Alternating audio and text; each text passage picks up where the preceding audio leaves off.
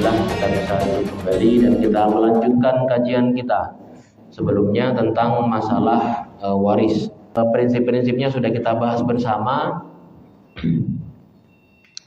Dan ini pertemuan sekarang adalah tentang memahami siapa saja ahli waris dan apa saja porsi-porsinya, begitu ya. Di pertemuan sebelumnya sudah kita bahas tentang bom waktu dalam masalah waris, kemudian penyimpangan-penyimpangan dalam hukum waris. Jadi banyak beranggapan bahwa waris dalam Islam itu tidak adil untuk perempuan karena 2:1 ayatnya gitu. Pertanyaannya, kenapa kok dianggap nggak adil? Ini yang bikin Allah. Itu ayatnya ayat Allah. Pasti ada hikmahnya. Hikmahnya benar ternyata apa? Laki-laki itu harus menanggung nafkah wajib. Kalau perempuan dapat duit, ya udah buat dia sendiri, nggak perlu dia menafkahi anak, menafkahi keluarga, menafkahi dirinya, nggak perlu, udah buat dia sendiri itu. Kalau laki-laki harus menafkahi anak, menafkahi istri, menafkahi kebutuhan satu rumah, gitu ya. Kemudian kalau ada saudara laki-laki yang meninggal, dia punya keponakannya yatim, dia yang harus menanggung nafkahnya. Kalau bapaknya meninggal, tinggal ibunya, maka dia harus menanggung nafkah emaknya, yang perempuan enggak. Dalam Al-Quran demikian. Itulah kenapa kok waris dalam laki-laki itu lebih banyak dibanding perempuan. Karena kalau perempuan dimakan sendiri. Iya, prinsipnya gitu. Tidak boleh laki-laki intervensi ke harta perempuan. Sementara laki-laki selain untuk dirinya sendiri, dia juga membagi hartanya untuk orang lain, gitu. Nah, itulah kenapa 2:1. Nah, itu yang kaum feminis itu, ya, yang kesetaraan gender itu mesti nyerangnya di situ. Padahal kalau kita mau main matematikanya waris, justru sebenarnya yang lebih diuntungkan itu adalah wanita dibanding laki-laki. Laki-laki punya harta masih dibagi-bagi gitu. Belum nanti tune up mobil, belum nanti beli bensin, belum nanti apa. Istri udah punya duit masih minta pulsa ke siapa? Ke suami. Ya benar. Nah, itu ya. Jadi ini dalam masalah waris tidak perlu iri-irian. Ini sudah cukup adil, sangat adil sekali karena langsung ayatnya dari Allah. Baik, kita bahas selanjutnya tentang rukun waris. Ya, rukun waris itu ada 3. Yang pertama pewaris, yang kedua ahli waris, yang ketiga harta waris. Pewaris syaratnya itu adalah pertama muslim, yang artinya kalau dia bukan orang muslim yang meninggal, misalkan punya bapaknya non muslim, meninggalkan harta, ya hartanya tidak perlu dibagi-bagikan sesuai hitungan waris, sesuai kesepakatan aja. Karena kenapa? Bukan muslim, gitu ya. Yang kedua sudah wafat dan mempunyai harta. Kalau habis meninggal lalu kemudian banyak hutangnya, setelah dibagikan hartanya untuk bayar hutang, lalu tidak ada sisa, ya tidak ada yang diwariskan, apalagi. Gitu ya.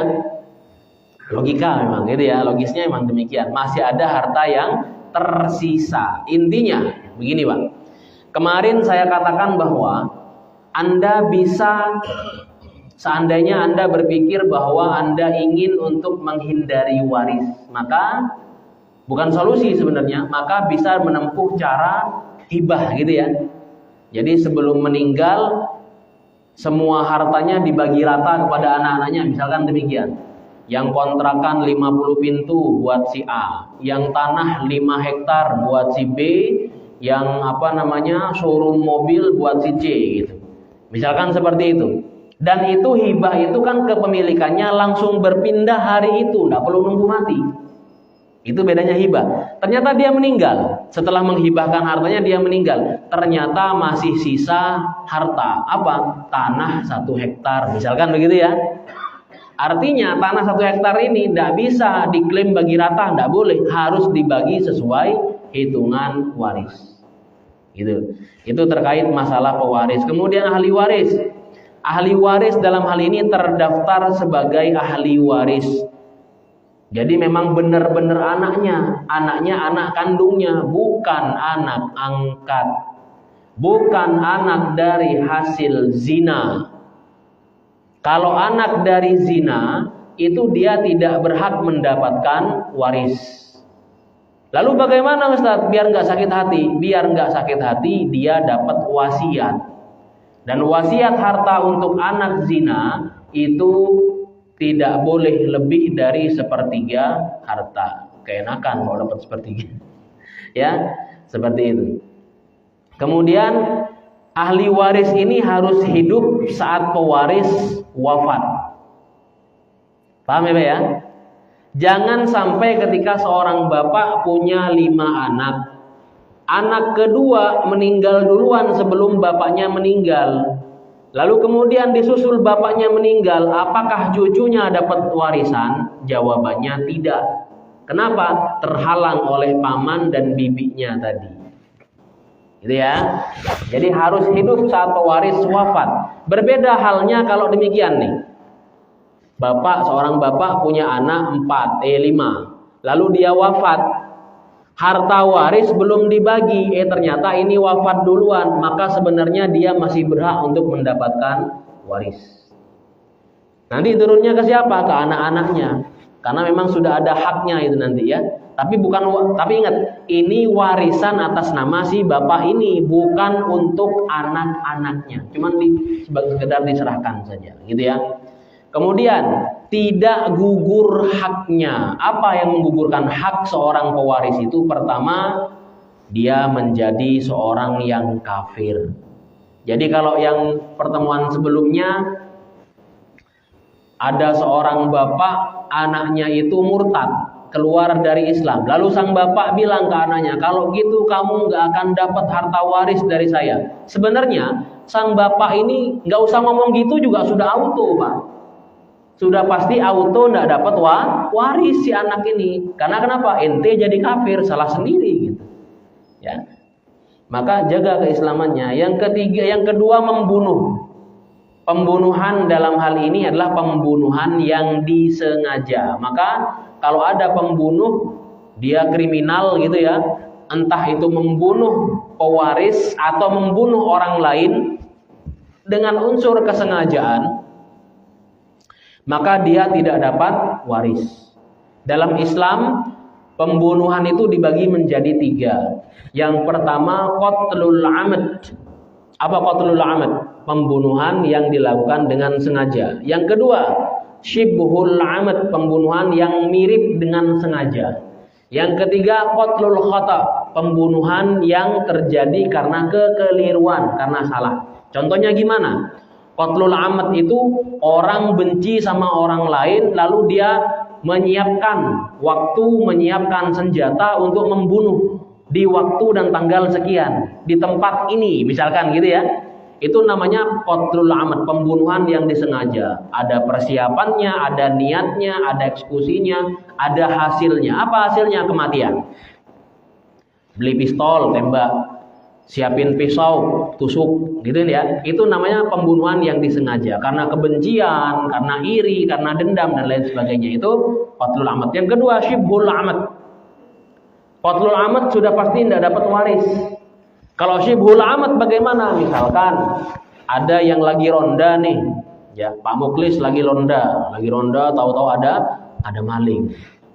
Malingnya itu tahu-tahu pengen ngebacok Pak Muklis pinter silat, blak, kena hantem lah si muka maling ini, peng, gitu ya. Kena hantem muka si maling, malingnya tersungkur, mati.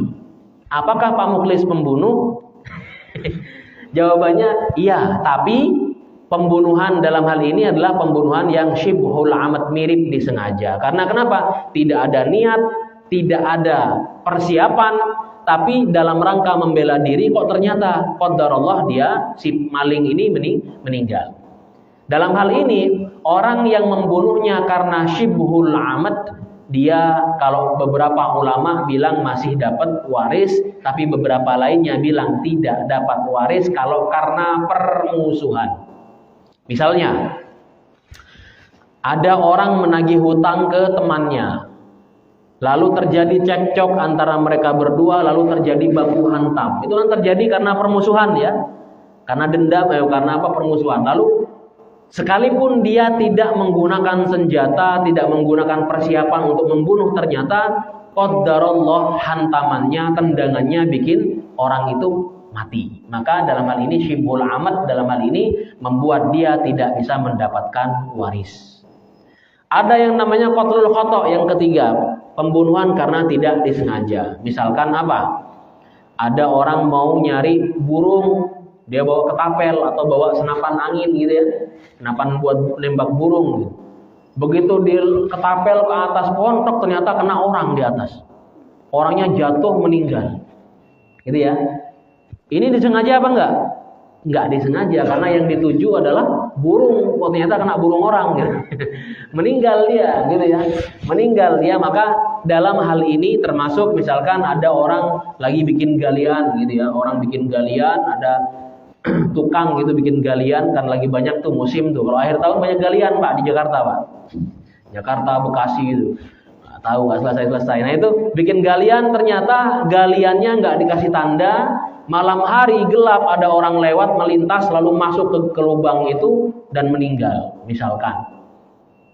Maka pembunuhan yang seperti itu masuk dalam kategori pembunuhan yang tidak disengaja atau karena kekeliruan gitu ya. Dalam hal ini dia masih bisa mendapatkan waris. Maka pembunuh yang dimasukkan dalam hal ini adalah pembunuhan yang amd atau pembunuhan yang disengaja gitu ya. Karena unsur kriminalitas.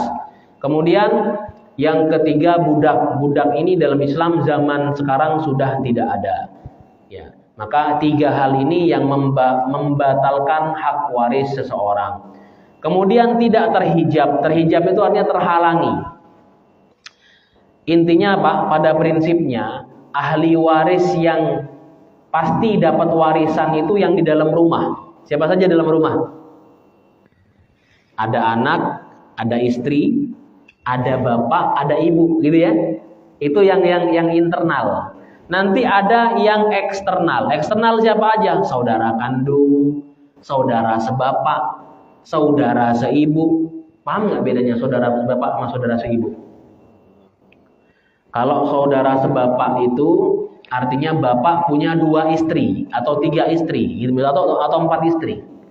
Maka yang lahir dari istri yang lain itu artinya saudara kita sebapak, gitu ya. Kalau saudara seibu, ibu misalkan punya anak, kemudian suaminya meninggal atau suaminya menceraikannya, lalu kemudian menikah dengan laki-laki lain, punya anak lagi, ini namanya saudara seibu kalau punya anak dia, ya. Dari laki-laki lain itu namanya saudara seibu. Itu bisa terhijab, terhalangi oleh siapa? Keberadaan orang-orang yang di dalam rumah tadi. Kecuali seorang paman, saudara kandung dari almarhum atau saudara kandung dari almarhumah. Kalau punya saudara kemudian punya anak, anaknya hanya perempuan saja, tidak ada anak laki-lakinya, maka sang paman tidak bisa terhijab, dia dapat harta. Berapa nanti kita bahas. Ya. Kemudian syarat harta waris apa? Halal dan bukan harta sengketa. Artinya memang jelas kepemilikannya kepemilikan secara penuh gitu ya. Dan dimiliki selama masih hidup memang punya dia. Jangan sampai selama ini dia bertani di satu tanah, di tanah sawah gitu ya. Ternyata tanahnya itu tanah gosok, bukan tanah dia sendiri. Nah, bingung nanti pas bagi warisnya itu. Maka harus ada surat legalnya, surat tanahnya. Dimiliki selagi hidup, tidak tercampur antara harta suami dan istri. Nah, ini biasanya gono gini nih ya.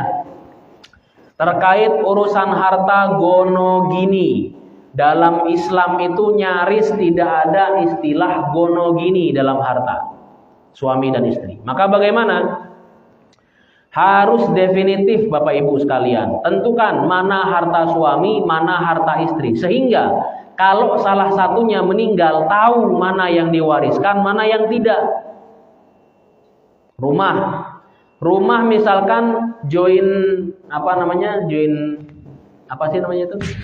kreditnya bayarnya join gitu ya, patungan suami istri. Ketika nanti sudah dimiliki, jangan bilang rumah ini punya kita berdua, enggak. Tentukan rumah ini punya siapa? Punyaku apa punyamu? Punya suami apa punya istri? Jangan bilang punya berdua. Karena kenapa? Ketika nanti bagi waris, salah satunya meninggal bagi waris, ini akan dibagi waris kepada orang banyak. Nggak dikuasai istri saja atau nggak dikuasai suami saja. Kalau seandainya loh, kan bayarnya berdua, ya kalau gitu pastikan, tentukan mana bagian dari rumah ini yang punya istri, mana bagian dari rumah ini yang punya suami. Misalkan dari depan ke tengah itu punya suami, dari tengah sampai ke dapur itu punya istri, misalkan seperti itu.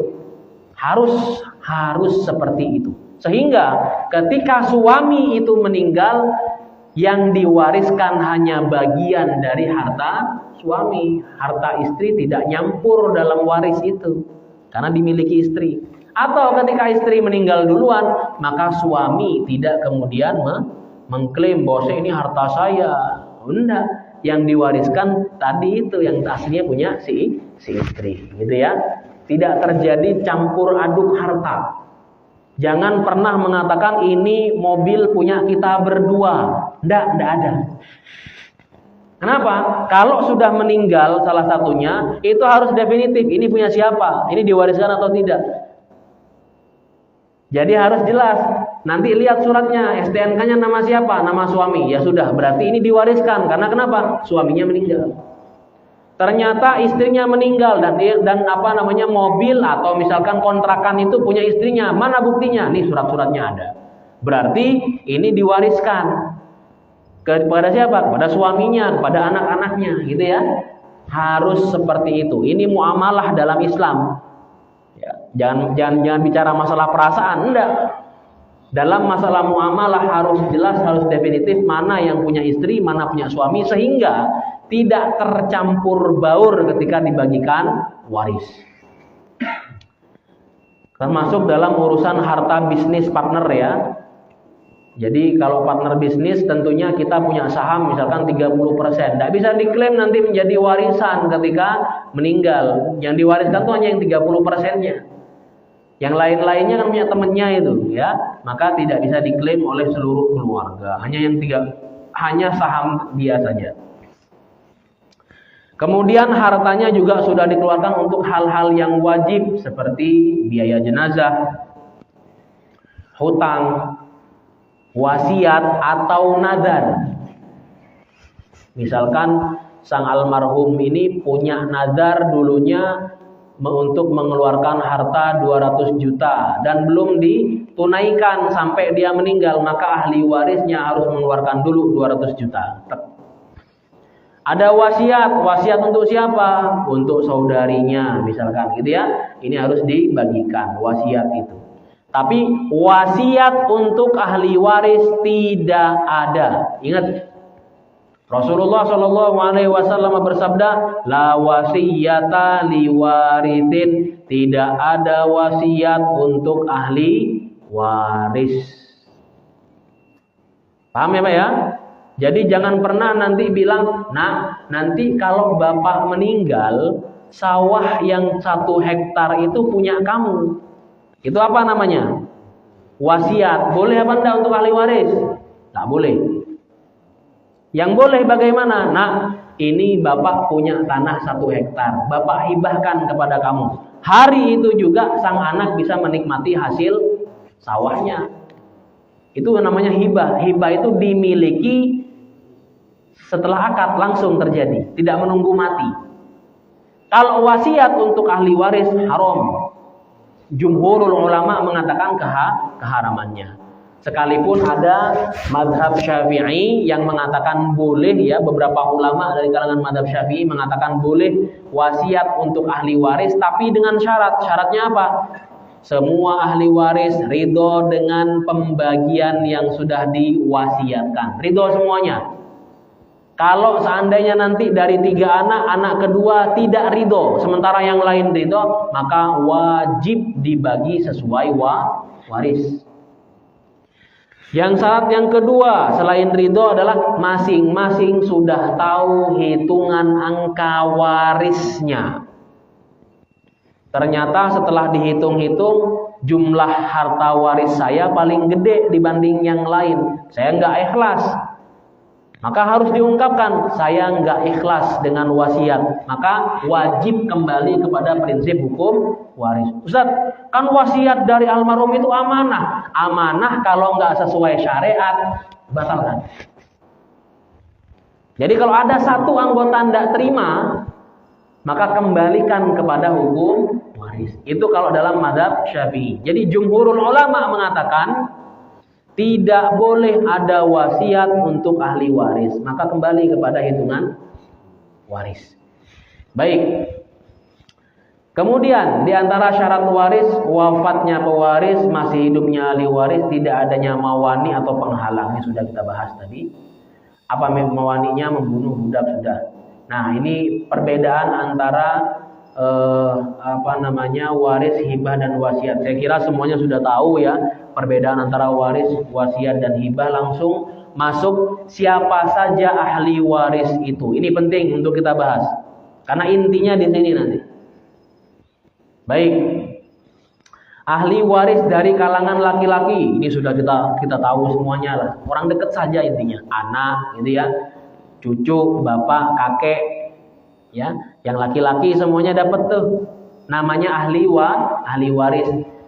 Statusnya adalah ahli waris. Dapat waris atau enggak nanti urusannya. Yang penting statusnya adalah ahli waris. Yang kerabat-kerabat sekitar kita, gitu ya.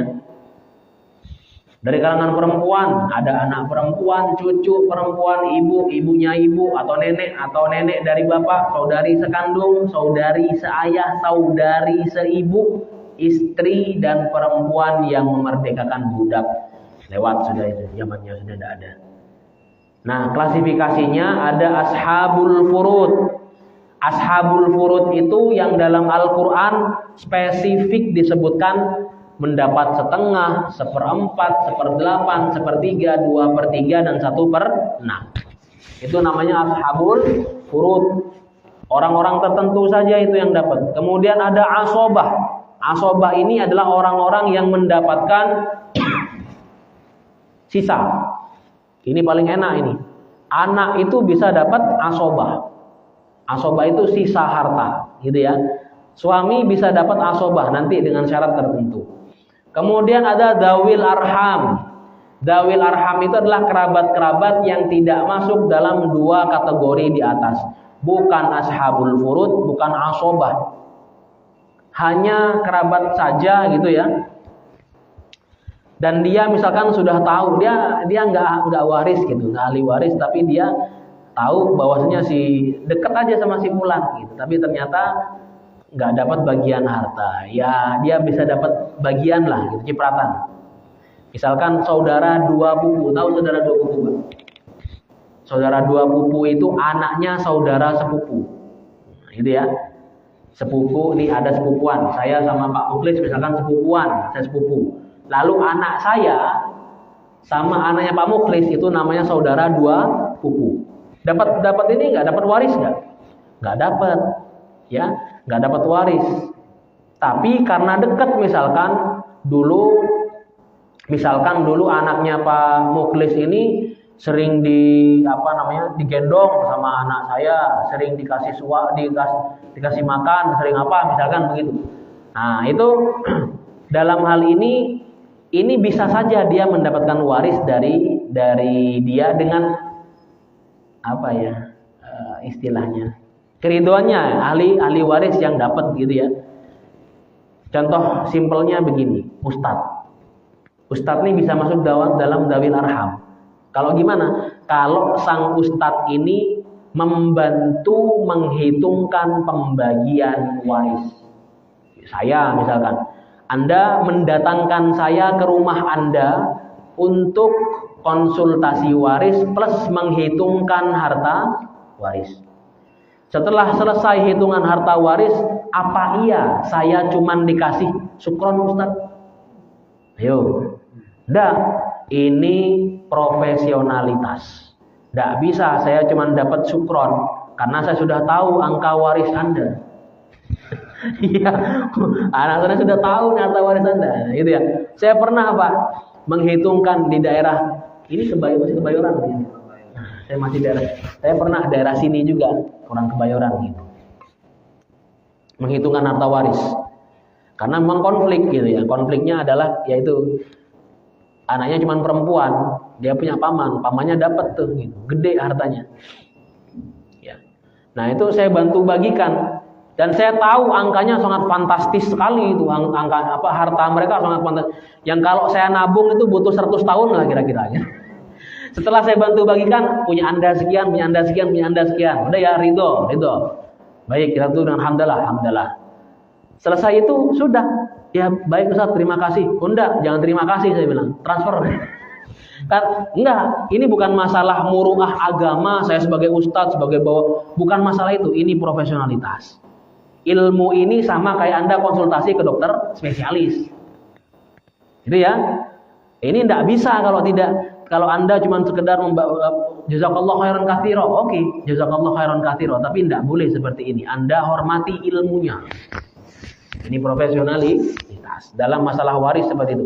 Beda halnya kalau Anda konsultasi masalah talak, Anda konsultasi masalah fikih ibadah, fikih sholat, konsultasi masalah fikih toharoh.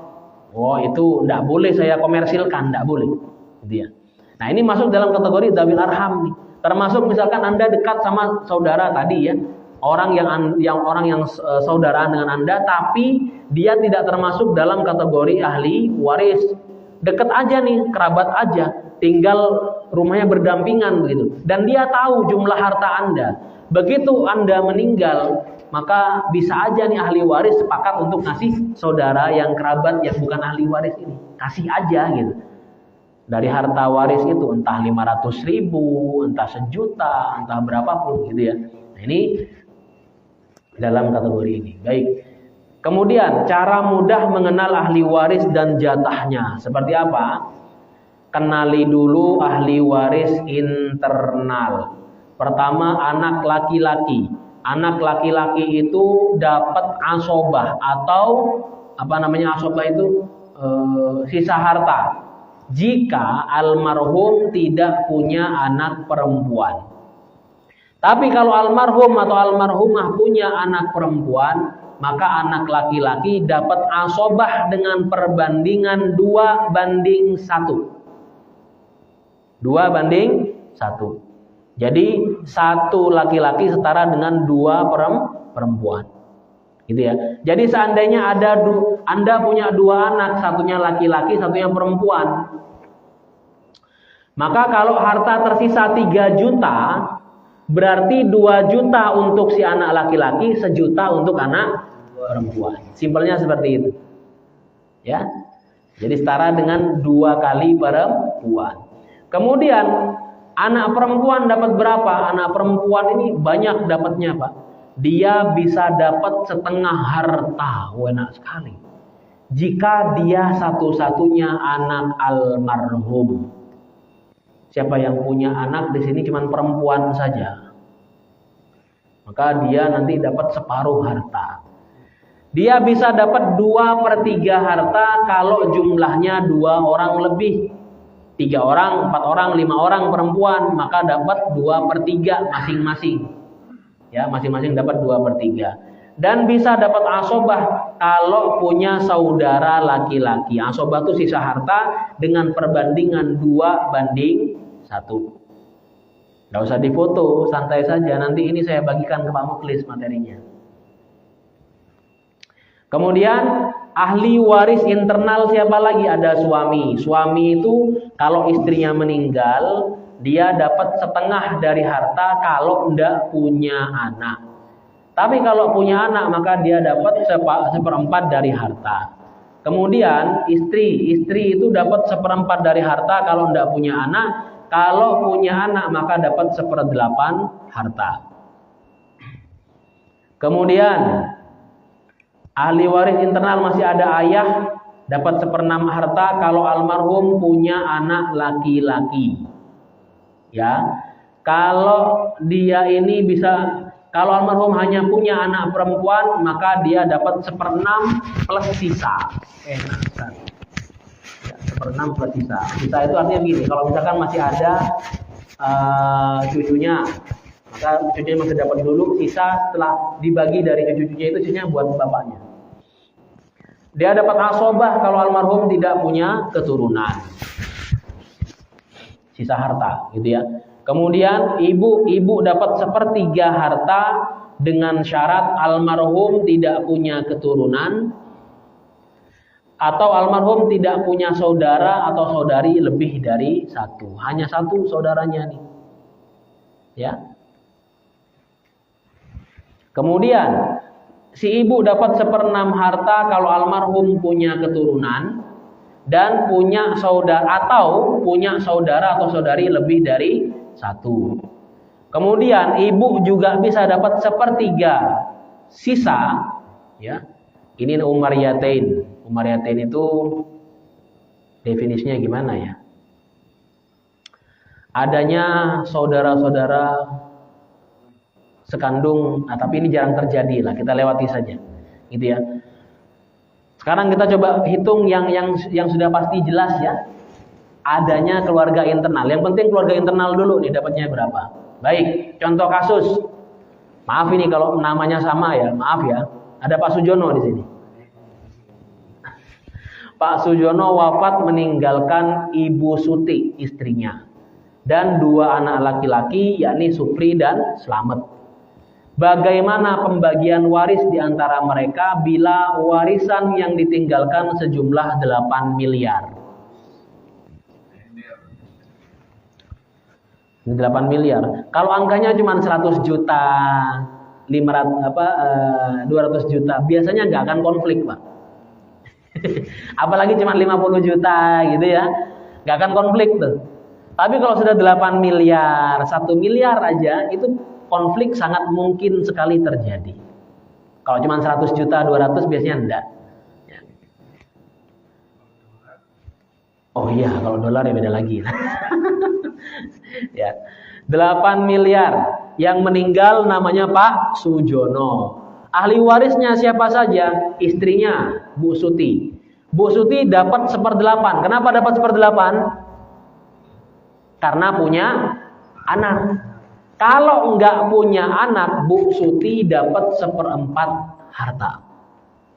Ya, kalau enggak ada Supri sama Slamet, maka Bu Suti dapat 1/4 harta. Sisanya kemana sisanya? Sisanya ke Baitul Mal. Kalau enggak ada keluarga samping, keluarga atas, maka ke Baitul Mal, gitu ya. Larinya ke situ. Suti dapat 1/8 harta. Saya minum dulu, bismillah. Alhamdulillah. Supri dan Slamet itu anak laki-laki. Paling gampang kalau sudah anak laki-laki aja, Pak. Tinggal bagi rata. 1/8 dari 8 miliar berapa? 1 miliar, gitu ya. 1 miliar tinggal dikasihkan ke istrinya. Namanya Bu Suti. Sisanya 7 miliar. Kebetulan anaknya laki-laki semua 2. Maka tinggal dibagi rata 7 miliar tuh. Masing-masing dapat 3,5 miliar. Gitu ya. Prinsipnya semudah itu, ya. Ibunya dulu. Jadi tadi kan saya kembali kepada yang prinsip tadi ya. Bahwasanya ada yang namanya asobah. Nah, ashabul furud. Enggak kelihatan.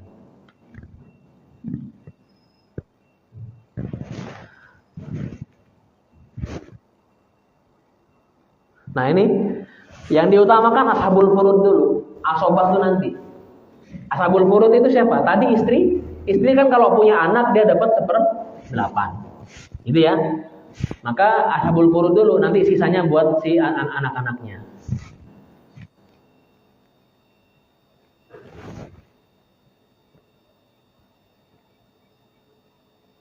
Kita lewatin sudah. Ya. Selanjutnya, contoh kasus selanjutnya adalah Pak Haji Abdullah. Haji, maaf. Adalah seorang yang kaya raya. Hajah Fatimah adalah istri kesayangannya.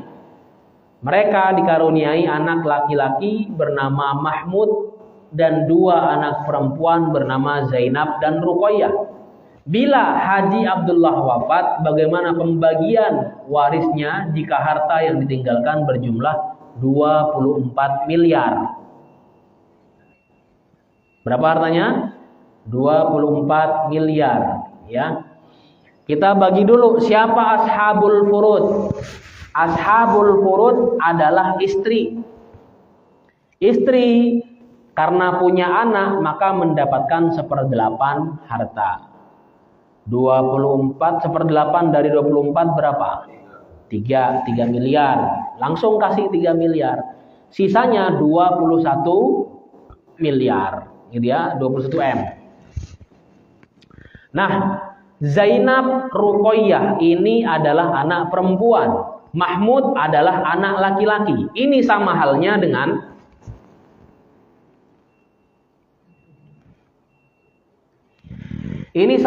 dengan Pak Abdullah ini punya 4 anak.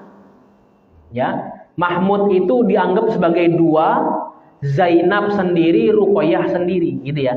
Maka sisa dari 21 miliar ini dibagi 4 dulu. Ya, dibagi 4 dulu. Jadi kalau dibagi 4, udah ketahuan yang perempuan dapat 5,25 karena 2 anak. Nah, sisanya 10,5 yang setara dengan hitungan 2 anak perempuan itu buat si Mahmud. Gitu ya. Nah, ini seperti itu cara menghitungnya, gitu ya. Kasus yang ketiga, kita pelan-pelan saja. Nanti kita masuk, saya akan berikan satu aplikasi yang sudah kami verifikasi penghitungannya, ya. Penghitungan warisnya dibandingkan aplikasi-aplikasi yang lain yang memudahkan kita untuk membagi waris. Bu Poniem meninggal kemarin sore meninggalkan suaminya Pak Joko, kemudian Zaki sebagai putranya dan kedua putrinya yaitu Rahma dan Rahmi. Jika harta yang ditinggalkan adalah 200 juta, berapa jatah waris masing-masing ahli waris? Bu Poniem meninggal punya uang sisanya 200 juta, sudah bayar hutang, sudah segala macamnya, segala kewajibannya sudah dipenuhi, sisa hartanya 200 juta. Siapa yang ditinggalkan? Pertama ashabul furud. Siapa ashabul furud? Suaminya. Suami dapat harusnya setengah, tapi karena punya anak maka dapat 1/4 harta. 1/4 dari 200 juta maka 50 juta. Sisanya 150. 150 ini sama aja dengan dibagi menjadi 4. Karena ada Zaki anak laki-laki, itu dihitung 2 tuh, 2 perempuan. Rahma, Rahmi 4 gitu ya. Maka seolah-olah ketika dibagi ini 37,5 buat siapa? Rahma, 37,5 buat Rahmi, kemudian sisanya itu 75 juta buat Zaki. Gitu ya. Cara mudah itu. Jadi sangat mudah sekali mengenal ahli waris internal.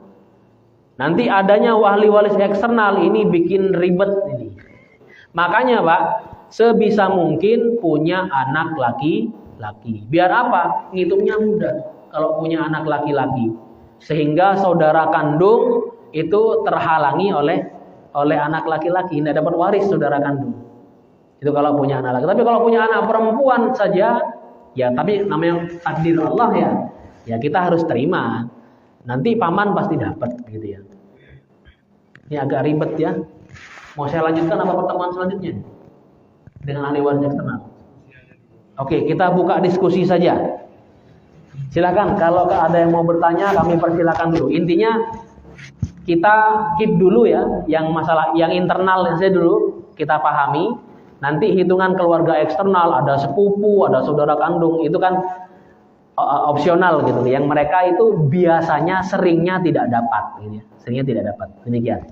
Silakan kalau ada pertanyaan kami persilakan. Ya, mungkin ada yang mau bertanya.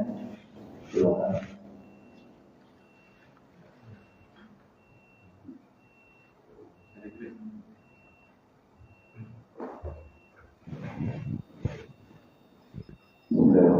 Assalamualaikum warahmatullahi wabarakatuh. Waalaikumsalam warahmatullahi wabarakatuh.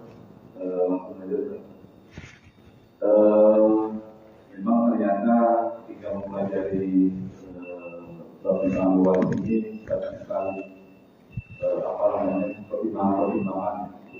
Kalau di lapangan kayak kita hanya mengambil sederhana aja. Iya. Jadi bagi-bagi aja. Karena kalau kita yang kajian seperti ini ya cukup dilibat juga.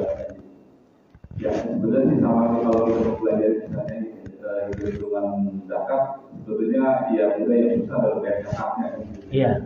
Nah kalau ini sebetulnya sih sudah ada sistemnya, tinggal bagi-bagi yang kita bimbingnya ada panggilan gitu. Nah yang pertama ini rata-rata memang baik hibah atau waris tadi kan yang ditinggalkan itu berupa harta. Iya. Nah hitung-hitungan di sini kan hitung-hitungan nominal. Iya. Per 3, per 5, per 8 itu ya. Iya. Padahal umumnya yang ditinggalkan itu dalam bentuk barang. Iya. Mobil, tanah. Nah, terutama seperti itu, termasuk misalnya perusahaan, mobil tanah, rumah dan sebagainya. Ini apakah harus dinominasi ini kan baru asumsi karena kita masih menjadi perasaan nilai itu segini kan gitu. Ya, ini apakah memang bisa? Saya tinggalin 8 miliar kan enak ya, 8 miliar ada dijual itu, padahal itu yang umum ditinggalkan dalam bentuk barang, belum dalam bentuk angka yang sebelumnya. Ya. Nah, itu yang kedua, ini kadang-kadang kita nyari amannya saja di lapangan,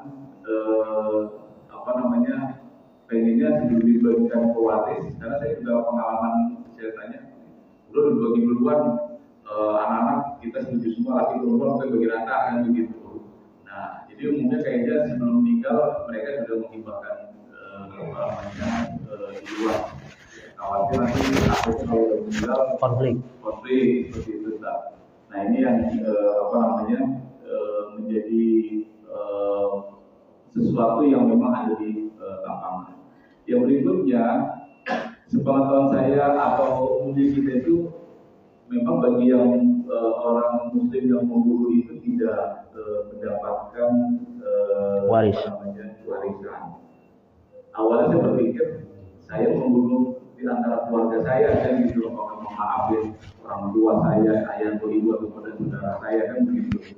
Maka saya dengan unsur kesengajaan itu tidak mendapatkan jatah warisan. Tapi kalau cerita unsur kan saya membunuh orang lain kan gitu, ya terlepas sengaja ataupun tidak sengaja, saya berarti juga tetap tidak mendapatkan warisan dari keluarga saya walaupun. Nah, awalnya saya berpikir saya hanya konflik memburu itu di keluarga saya, saya nggak dapat kan. Ternyata contohnya kan saya memburu di luar dari keluarga. Dan itu ternyata juga tidak mendapatkan. Apakah memang seperti itu atau memang ada celah gitu kan? Memburunya di luar dari keluarga saya masih mendapatkan. Nah, kalaupun memang tidak bisa mendapatkan, kalau saya bertobat atau bila ada orang yang melakukan itu kemudian bertobat, apakah sesuatu itu bisa dipertimbangkan juga seperti itu dulu kan? Ya. Baik, ada 3 nih. Yang pertama adalah harta itu adalah harta yang bukan berupa nominal seperti tanah, mobil, kendaraan lah gitu ya. Aset-aset seperti kontrakan gitu, bangunan gitu kan ya. Memang umumnya seperti itu. Lalu bagaimana seandainya bisa segera diuangkan?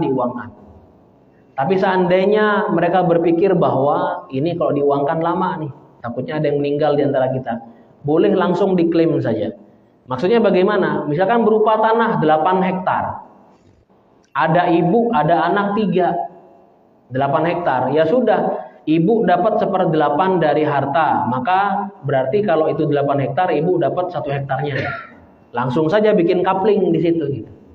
Anak-anaknya tinggal bikin setelah pembagiannya selesai dari sisa 7 hektar itu dibagi sesuai dengan kaplingnya misalkan, kemudian dipecah suratnya. Ya, seperti itu bisa dilakukan. Ya. Nanti perasaannya Ustaz, saya mau kapling depan baru rebutan di belakang. Ya, kita kalau yang seperti itu ini aja sudah kekeluargaan aja udah gitu ya. Seandainya saya dong mau di sini dong gitu. Misalkan seperti itu ya sudahlah silakan beri. Tapi yang jelas pembagian itu harus sesuai dengan pembagian waris gitu ya. Itu. Kemudian seandainya asetnya adalah berupa mobil. Mobil ini tidak bisa dibagi gimana, mau dibagi pecah gimana? ya diuangkan gitu. Atau seandainya sudah tahu semuanya tentang masalah berapa nilai waris mereka, saya 1/8, saya asobah, saya sekian gitu ya misalkan ya, sudah tahu semuanya dan semuanya ridho. Oh, ibu ini menemani bapak dari nol, sudahlah mobilnya buat ibu saja, tapi tanah yang 5 hektar buat kita gitu. Ya enggak gitu juga. Misalkan meridhoi yang urusan, ya udahlah yang mobilnya buat ibu aja gitu. Nah itu boleh tuh, semua sepakat gitu ya. Yang penting tahu dulu apa pembagian jatah warisnya. Itu yang soal yang pertama. Jadi antara diuangkan atau nanti dipecah kapling kalau itu berupa tanah, itu masalah teknis nantinya. Tapi yang memang ideal adalah dinominalkan gitu ya, dinominalkan. Kemudian yang kedua tadi tentang apa tuh?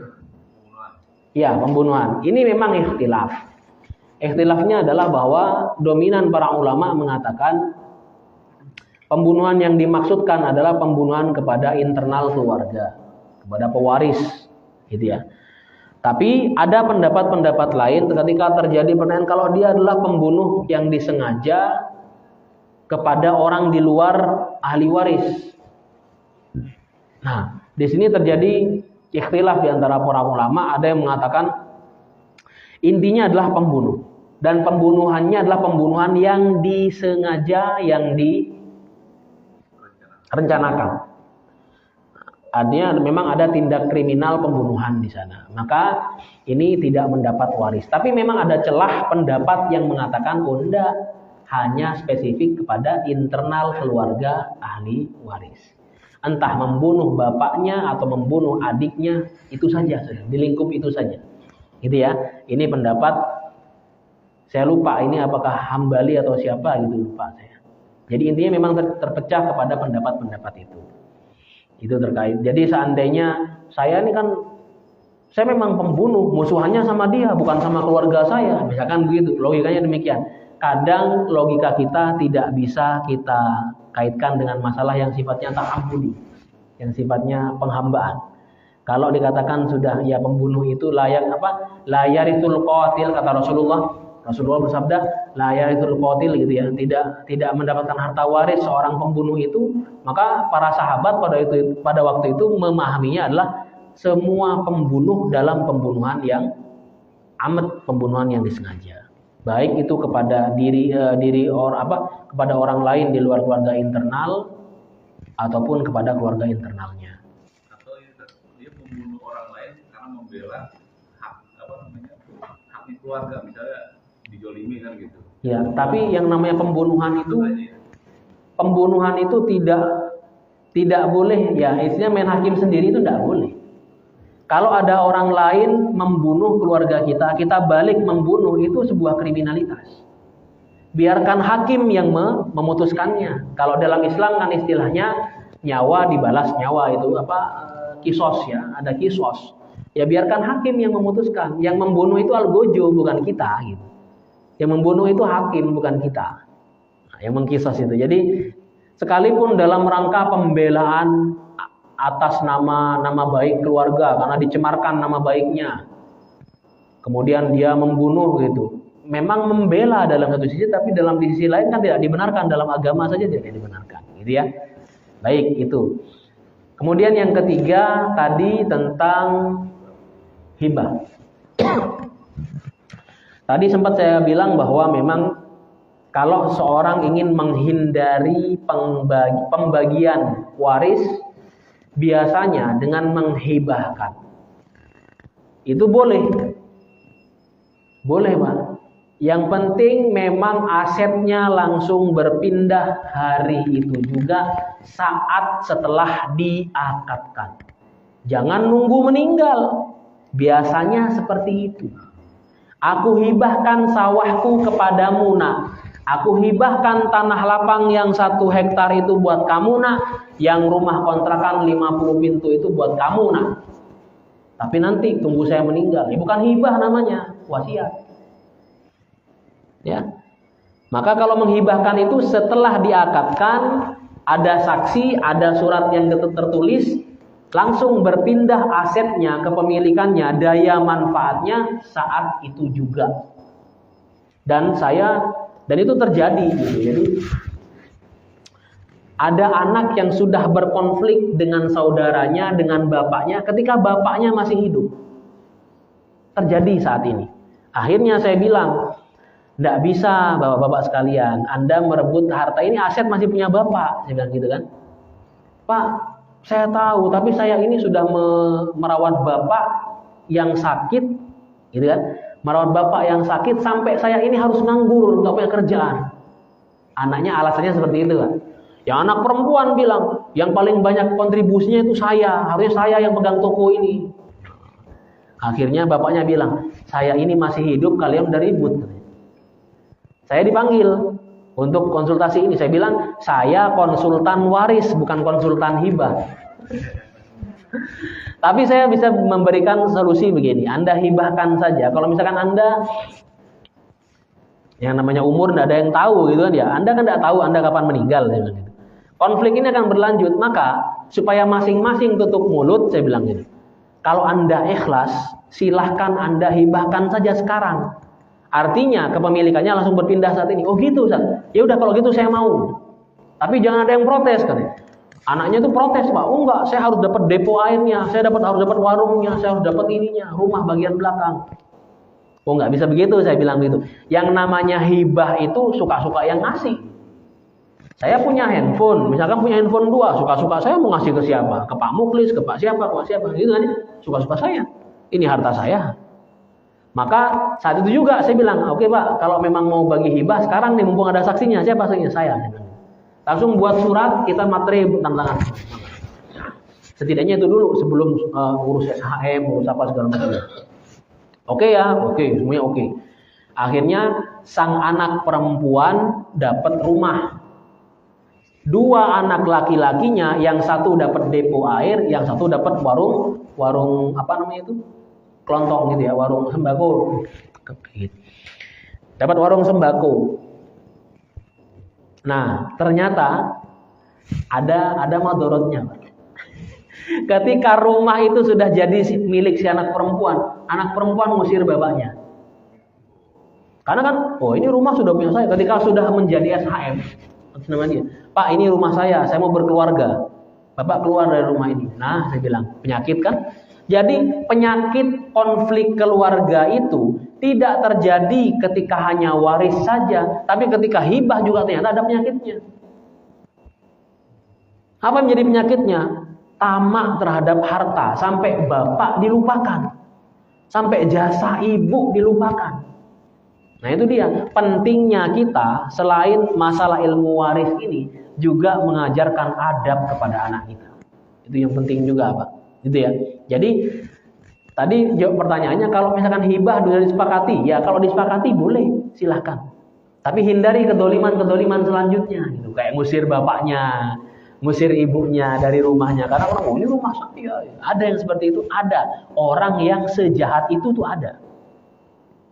Bukan cuma di sinetron itu ada di dunia nyata. Dan saya melihatnya. Ya.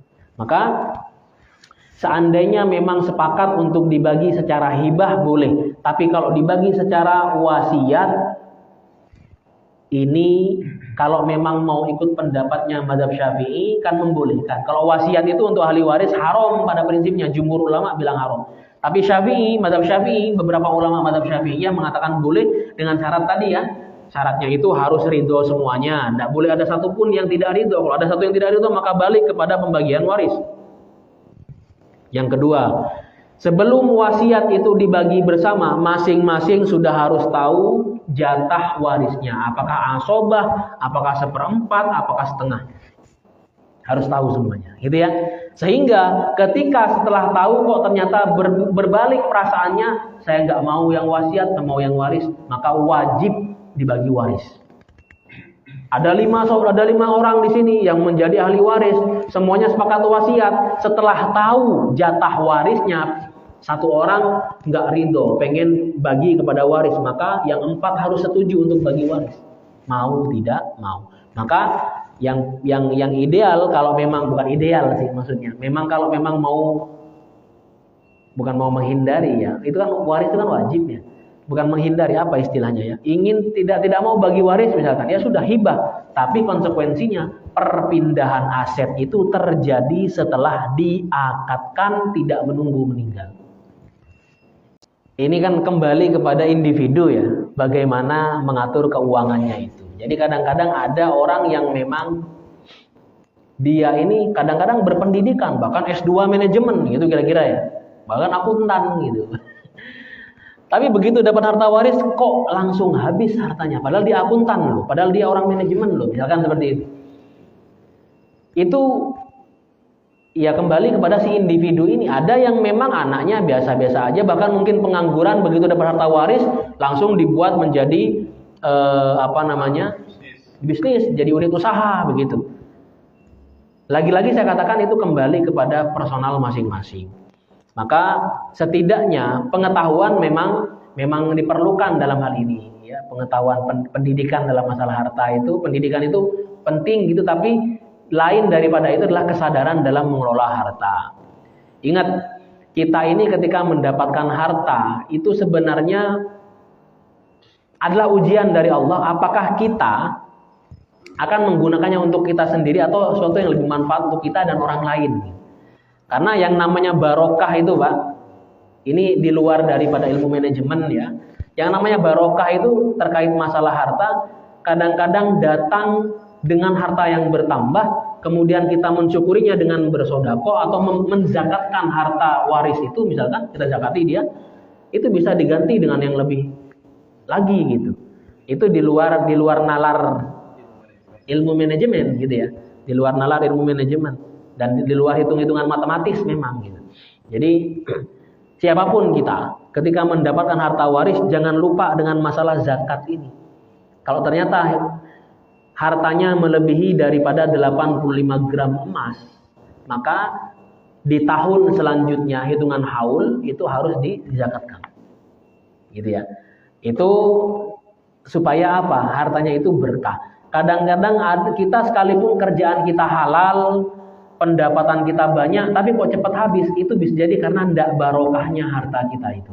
Karena dimakan sendiri, nggak dibagi-bagi. Itu ya, itu barangkali. Terima kasih. Wallahu bishawab. Oh ya, kalau tidak ada pertanyaan, saya mau nunjukin satu aplikasi Bapak Ibu sekalian. Ini nama aplikasinya ini nih, At-Tashil.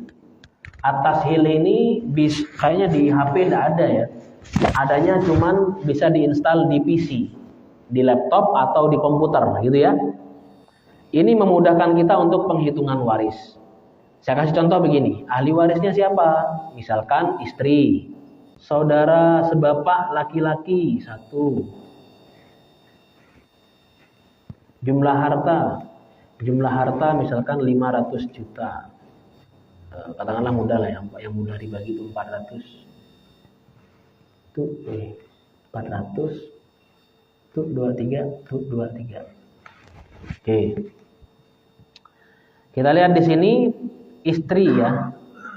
Istri dia mendapat 1/8 dari harta karena punya anak. Saudara sekandung ya, saudara kandung ini ada 4 laki-laki, dia mendapatkan asobah. Anak perempuan 2 orang, dia mendapat 2/3 harta. Ya. Kita lihat berapa masing-masing jatahnya. Kita lihat di sini. Harta waris 400 juta, kecil ini ya. Kemudian istri mendapatkan 1/8, maka dia mendapatkan 50 juta. Dari 400.000 itu ya. Ini dulu nih yang dibagi, ini 50 juta. Kemudian anak perempuan nggak dapat asobah, dia mendapatkan 2/3 harta. Tadi ada syarat-syaratnya kenapa anak perempuan kok mendapat 2/3 harta.